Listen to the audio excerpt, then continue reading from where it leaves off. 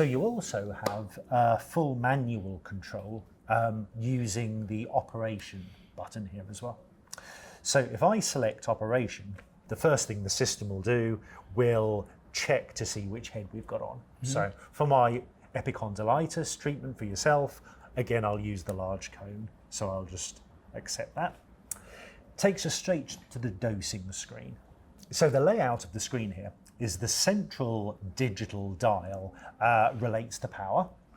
The time that's set can be seen below the power dial, and we can change that plus or minus on the side here as well. We can change the power with the virtual button on the dial, or we can change the power plus or minus with the indicator to the left of the dial. So two ways of doing that. And as you know, the amount of energy we're giving is a product of the power and the time. And it tells you the dose in joules in the bottom right of the screen. Okay. And also on the fly, you have the option to register what the skin coloration is as well. Light, medium or dark, relating to the Fitzpatrick scale, which we discussed before. And these symbols here? Good point. So beneath the power dial, there's icons relating specifically to each of the treatment heads. And the icon that's filled in with a solid colour is the one that's currently on the handpiece. Now in this case, you'll notice it's highlighted green, which means that that particular head is recommended to use with that power setting. Equally, if we look at the power dial itself, it's highlighted green with this large cone head. It's highlighted green up to 25 watts, so it's perfectly suitable to use for treatment settings up to 25 watts. Above that, it's still possible to use it, but it suggests that the power setting that I'm choosing isn't optimal for that particular head. Hence, it gives that message, plus we get an amber coloration rather than the green coloration. And then that's where I would consider maybe moving to? Absolutely. So it's possible to do that, but probably the ideal head for these higher power settings would be the extra large cone, which gives double the surface area to treat focal spot size. And worst case scenario, Dorian, if I, busy and I sort of, picked up the wrong one, or my colleague had left the wrong one on, would it still work? Let's have a look at that. So if I choose a power setting, a high power setting, maybe 30 watts, for example, which is what I would probably use for a hamstring, perhaps. And let's choose a non-optimal head. So in this case, if I chose the small contact head and attach that to the system, you have selected the small ball, is that correct? It is. However, if you look above 15 watts, the system won't let me increase the power anymore. So the power setting you've chosen is not recommended. So it blocks you off from doing that. As we were mentioning in the previous video, this head is suitable up to 10 watts. Above that, you would need to move it faster, but it doesn't let you use it above 50. More than 15. So a safety setting. Very, very important. Good. On this screen, it's also possible to save your own particular protocol. So as we said, there's pre-built protocols with the system, but as users get more familiar and confident using the system, they often have their own specific dose or settings they like giving for a condition. And it's possible to save that and create your own preferential list. So for argument's sake, let's put our large cone head on, what I was going to use for your epicondylitis. You've selected the large cone, is that correct? Yes. Say my preferred epicondylitis setting is 10 watts for 4 minutes. So if I set the treatment, 10 watts for 4 minutes, I prep the laser as before. Now in this case, if we could just put our safety glasses on, Cliff, that's great. Now, if I give the treatment, so I press emission, for the sake of demonstration, we'll just pretend that we've completed the treatment. So the treatment's complete, and I'll take the system from ready back to standby.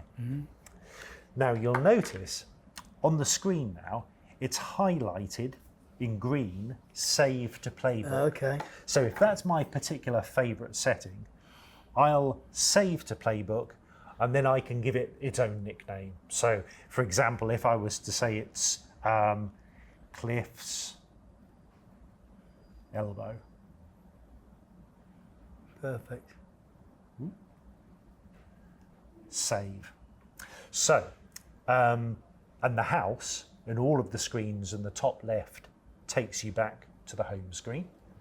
So for your next appointment, if you come along for another epicondylitis treatment a couple of days later, I could simply go to instant replay, find your particular treatment, Brilliant. Yeah. and go repeat treatment, Yeah. and it immediately sets it up for you. Perfect. Yeah. So I noticed there's this button here that says perfect protocol. Could you explain that to me? Indeed.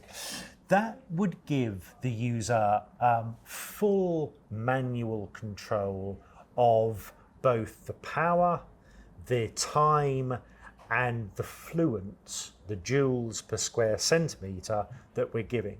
So if I specifically want to know my energy density, or record the energy density that I want to give, often I find researchers tend to find that very useful if they're doing a paper or working on some research. Yeah. So if I choose perfect protocol, I'm able to enter the surface area that I'm treating. I can enter the power, the number of watts that I want to set. And I can also enter the fluence, the joules per square centimetre that I want to use, and the system will automatically calculate the settings for me. So for example, I was treating your arthritic elbow. So the surface area I would estimate of your elbow would be about 300 square centimetres. I mean, I don't know about you, but I tend to use the palm of my hand as being 100 centimetres squared, and the small fist bit at the end being 50 centimetres squared. So is that something that you Perfect. would? Yeah. Okay. I think a palm of a hand is an excellent guide for 100 square centimetres. Yeah. Another one I tend to use is a CD. That's 100 centimetres as well. Yeah. So the area in this case, if I type in 300 square centimetres, I'm going to use 10 watts, for example, would be a common power. And for an arthritic condition, a typical fluence would be in the range of 10 to 15 joules per square centimetre. 12 joules per centimetre squared, yeah. So in that case, if we select our target energy density of 12 joules per square centimetre, and again, I have the option of selecting the appropriate skin coloration and press calculate. The system automatically works that out for me. So it sets our dose at 10 watts, 6 minutes will give us 3,600 joules, which is, we'll find is 12 joules per square centimetre. So I can replicate some research findings. Okay, that's exactly the use for that. And can I save that protocol as I did? Indeed. Okay. When you've done the treatment, you can then save the playbook and name it a nickname that makes sense to you. Perfect. Yeah. Good for replication. Indeed. Absolutely. Other features that are worth mentioning in the software here, the Influence software.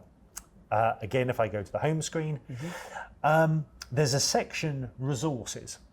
So if I select this, We have a digitized version of the user manual, which it obviously comes in harder copy as well. But what I find particularly useful is the 3D anatomy tool. So this can be particularly helpful if you're trying to explain the pathology of a particular condition to a patient. So again, if I was to be discussing your epicondylitis with you, you can select the body part from the list down the right-hand side of the screen. So if I select elbow, the user then has the choice of either leaving on the muscles or removing the muscles. So we can just see the skeletal anatomy and nerve roots. So if I just want to show you the skeletal anatomy, I would move the slider to off. And within the window itself, if I double click, it zooms up to full screen. And then tap once, I can cause the image to rotate, pause again, and it fixes the screen. Press again and rotates. So it's a very useful teaching tool or explanatory aid within the software to add value to the patient consultation. I totally agree. Anybody who knows me, that patient education to me is paramount in order that we can get compliance to our home exercise program, etc. So I love this. I really like that. Fantastic. And again, home screen will take us back to our starting position. Okay. So on resources there, I also noticed there was a video icon. Yeah, there is indeed. So under resources, under the video icon button, we have the option to play a laser therapy animation, which often clinicians do to a patient when they're setting up the unit, because it gives them a high-level overview of how the system works and helps with their compliance and understanding of the treatment. Laser therapy uses a process called photobiomodulation to change the condition of damaged tissue by stimulating cellular metabolism, thereby accelerating the healing process. A large convex treatment head can be used to compress superficial tissues, displacing excess fluid and enhancing laser penetration to deep structures. As light pours in... No, I really like that, because as I say, that patient education is really important to me, and it's one of those modalities. Yes, you can feel a bit of warmth, but the patient can't feel anything. So having an understanding of what's going on at a molecular and cellular level, I think is really important. So that's I like that. I'd agree with you. Yeah, definitely.